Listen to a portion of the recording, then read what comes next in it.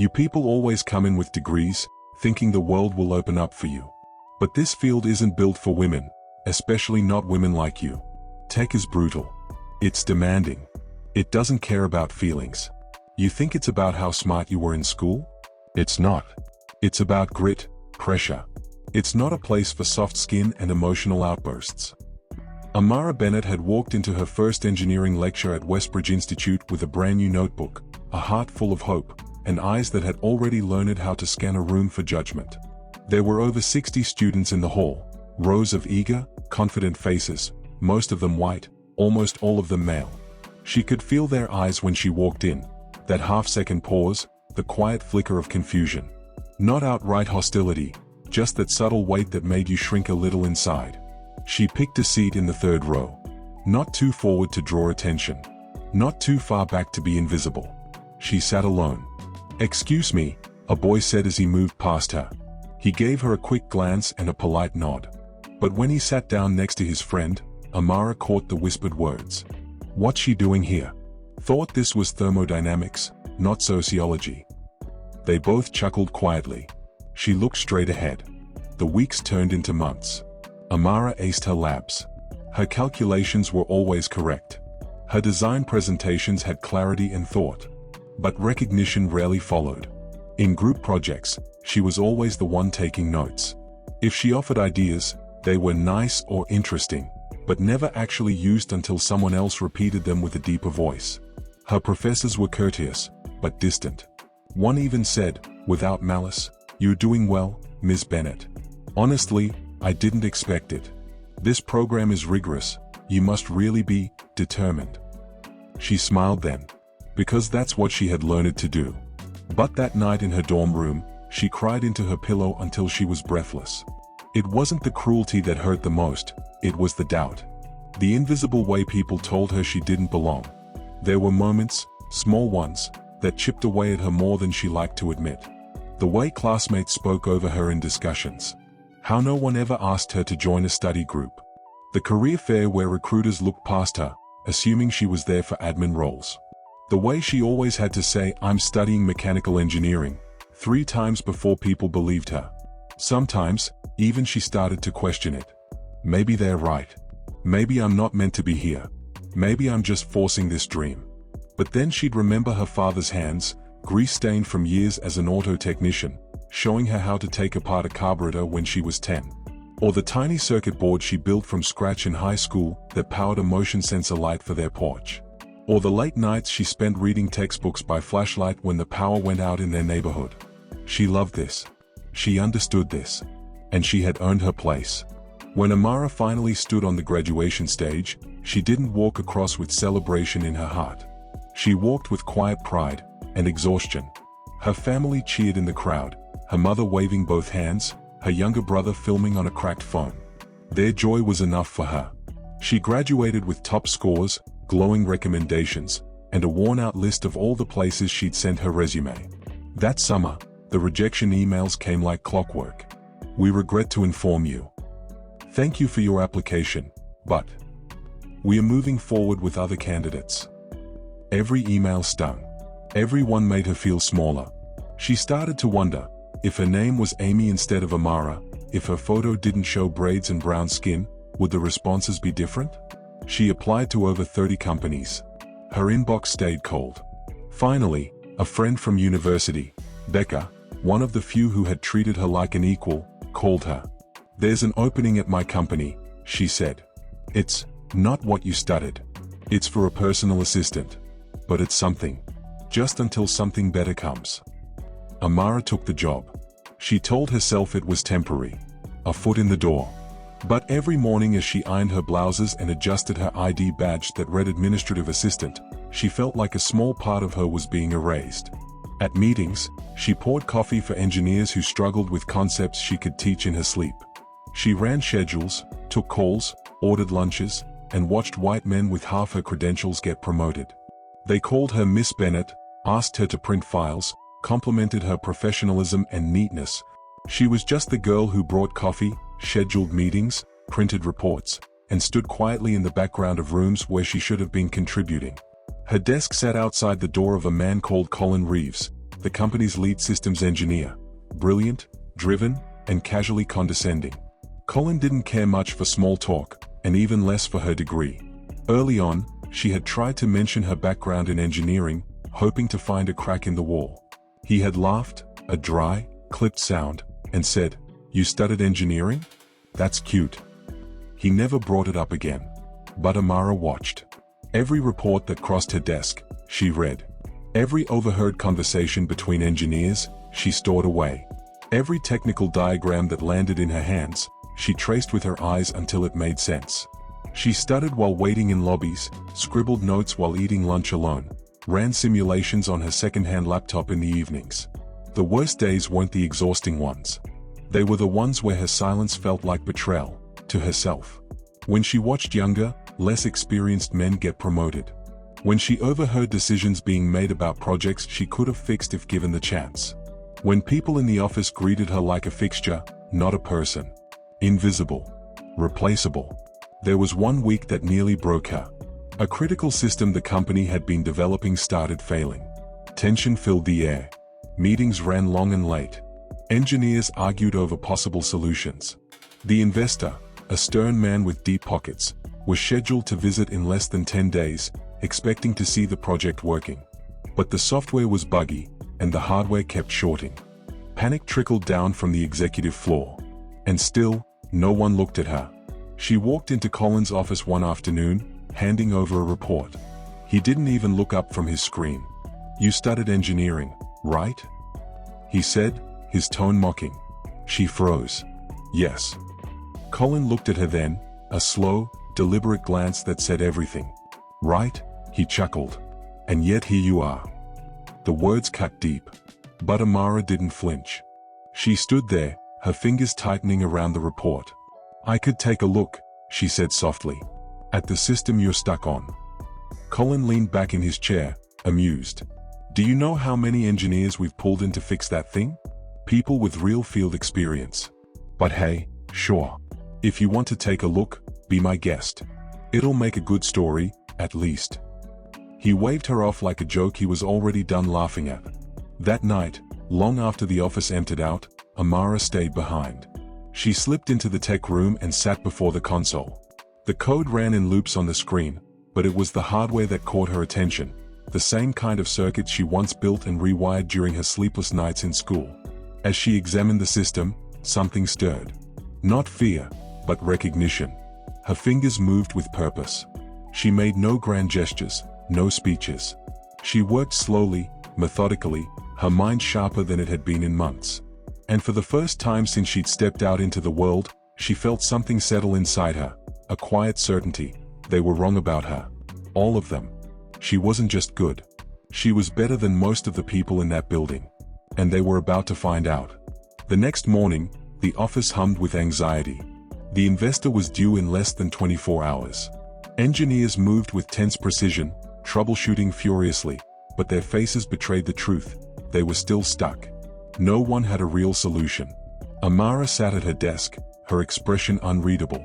She had barely slept. She had spent most of the night going through the system line by line, noting inconsistencies, rerouting faulty wiring in the test bench, and simulating changes in code on her laptop. She wasn't sure she had fixed everything, yet. But she was sure she had seen what no one else had. Still, no one asked. Colin walked past her desk 4 times that morning without a glance. At one point, she heard him complaining in the conference room. "We'll just have to show the investor a prototype and bluff our way through it. We don't have a choice. We've done everything." Amara sat still. Her hands were cold. It wasn't until late afternoon that Colin came out of his office, frustrated and cornered. He caught her eye. "You still want to play engineer?" he asked. Amara blinked slowly. "Yes." Colin snorted. "Fine. Have a go at it. If you break something, it won't matter anyway." She followed him into the lab without a word. A few heads turned, surprised to see her stepping past the boundary she'd never crossed before. She walked to the workstation and stood in front of the glitching unit. Her hands hovered for a moment, then moved with quiet confidence. The room was silent. Colin leaned against the wall, arms crossed, watching. Amara didn't look at him. She didn't need his approval. She unlatched the casing, rewired a faulty connection, opened a backup script on the monitor, and patched the line of code she had discovered the night before, a small but crucial change that reset a loop that had been silently crashing the system for weeks. Then she hit enter. A low hum filled the room. Lights blinked into sequence. The screen flickered, and then steadied. The program ran clean. The machine was stable. No one said a word. Amara stepped back, her face calm, her breath steady, but inside, her heart was pounding so hard she could feel it in her throat. Colin stared at the machine. "What did you do?" he asked. She turned to him. "I fixed it." One of the junior engineers stepped forward, checking the diagnostics. "It's running at full capacity. Everything's functional." Colin stepped closer, squinting at the code. "This loop, how did we miss this?" No one answered. Amara walked out of the room without waiting for applause. She had never needed it. She returned to her desk like nothing had happened. But something had. Word traveled fast. By the end of the day, even the CEO knew. People began whispering her name, not as the assistant, but as the one who saved the project. The investor arrived the next morning to a fully working system. The presentation went flawlessly. Everyone smiled. Everyone cheered. Everyone shook hands. And Amara? She stood in the back of the room, watching. For the first time since she entered the company, people were looking at her, really looking at her. There was wonder in their eyes. Respect. Regret. Colin approached her after the meeting. He looked like a man who had swallowed something bitter. "You surprised us," he said. Amara tilted her head slightly. "Did I?" He hesitated. "You were right. We should have listened." Amara smiled, just a little. "You didn't even ask." In the days that followed, everything changed. People greeted her differently. Invitations to meetings she had never been included in suddenly appeared. Her desk was moved closer to the engineering team. Colin started deferring to her in meetings. The CEO even called her in privately, offering her a role in R&D, officially. But something inside Amara had already shifted. She had tasted the bitterness of being overlooked, dismissed, insulted. Now that the light was finally shining on her, it didn't warm her the way she thought it would. They celebrated her now, but only because she had proved herself useful. They didn't believe in her. They never had. And she was done asking for permission to be brilliant. So while the company moved to lift her up, Amara was quietly preparing her next step. Her vision had always stretched farther than the walls of any company. She had dreamed of a space where people like her, black, women, underestimated, didn't have to claw their way into recognition. A space that believed in them from the start. She started sketching her plans at night. She bought domain names. Reached out to people she once studied with, people who were gifted and overlooked. People who knew how it felt to be told you don't belong. When she handed in her resignation letter 3 weeks later, Colin was stunned. "You're leaving?" he asked.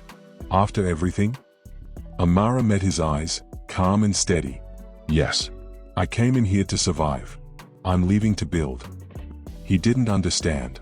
But he didn't have to. Leaving wasn't loud. Amara didn't slam doors or shout speeches. She didn't need to. Her presence, once overlooked, now felt too big for the space she was leaving behind. The company had finally recognized her value, but only after she had solved their biggest crisis. It wasn't gratitude she wanted. It was change. And she knew it would never come fast enough from within those walls. She packed up her things, what little she kept at her desk. A few notebooks. A photo of her and her mother, taken before graduation. A single engineering textbook that she had carried since school, pages worn thin from nights of rereading when the world made her doubt herself. As she stepped out of the building, she didn't look back. Amara launched her company 3 months later from a shared co-working space, with nothing but a recycled laptop, a rented desk, and a vision that had kept her awake for years. She named it Nyota Technologies, Nyota, meaning star in Swahili. A reminder that brilliance doesn't need permission to shine. At first, it was just her. Coding late into the night. Building prototypes.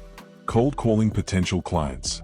Facing rejection all over again, but this time, with a different kind of resilience. Every no only fed her hunger to build what didn't exist yet. A tech space where no one had to prove their humanity before their intelligence. Slowly, people came. A young woman from Ghana, brilliant at back-end systems but tired of being spoken over in meetings. A Latinx non-binary developer who had been denied a promotion because they didn't fit the client-facing image. An Indian-American robotics engineer whose ideas were always stolen and rebranded by her male colleagues. They came, engineers, developers, designers, dreamers, people who had tasted the bitterness of being underestimated and were ready to create something better. Amara didn't just hire them. She listened. She built a culture where no one apologized for their presence, where no one had to be twice as good to be seen as half enough, where no one asked, "Are you sure you belong here?" Because they did. Under her leadership, Nyota grew, quietly at first, then faster. Clients noticed the quality of the work, the clarity of the solutions, the speed at which her team delivered. Investors came calling. Big names. Familiar names. Even the company she once worked for sent a proposal to collaborate. Amara read it over without emotion. She didn't need validation. Not anymore. She thought about how far she'd come. From that girl sitting outside Colin's office, biting her tongue. From the sleepless nights studying blueprints in shadows. From the look in people's eyes when they saw her as an assistant, not an engineer. And now? She was a CEO. A founder. A force. People didn't whisper about her anymore. They wrote about her. Spoke her name in boardrooms. Invited her to panels. Young girls sent her messages from across the world, saying, "I didn't think someone like me could do this until I saw you." And still, Amara remained grounded. Every month, she hosted mentorship hours for Black girls in STEM. She spoke not just of algorithms, but of courage. Of being overlooked. Of showing up anyway. Because for her, this was never just about code. It was about being seen. About seeing others. About changing the story. Years later, at a major global tech conference, Amara stood on stage, invited as the keynote speaker. The hall was packed. Lights dimmed. Her face appeared on screens across the world. She stepped to the mic, not as someone asking to be believed, but as someone who had rewritten the rules. "My name is Amara Bennett," she began. "I was told I was too black, too female, too soft-spoken, too unqualified to make it in tech. I was told to stay in the background, that I didn't belong at the table. So I built my own." The crowd erupted. But Amara didn't smile for applause. She smiled because she had survived. And more than that, she had created something that would outlive her. A star that others could follow. A world that, one day, wouldn't need to be explained. Amara Bennett's journey shows that resilience, vision, and quiet determination can shatter even the most rigid barriers. In a world that constantly questioned her place, she stayed the course, learning, preparing, and waiting for her moment. When it came, she didn't just prove them wrong, she built something better. Her story is a reminder that being overlooked doesn't mean you're incapable, and sometimes, the most powerful change begins with the people no one sees coming. If you enjoy this story, please like, comment and subscribe. Until next time, stay curious, who knows what story we will uncover next.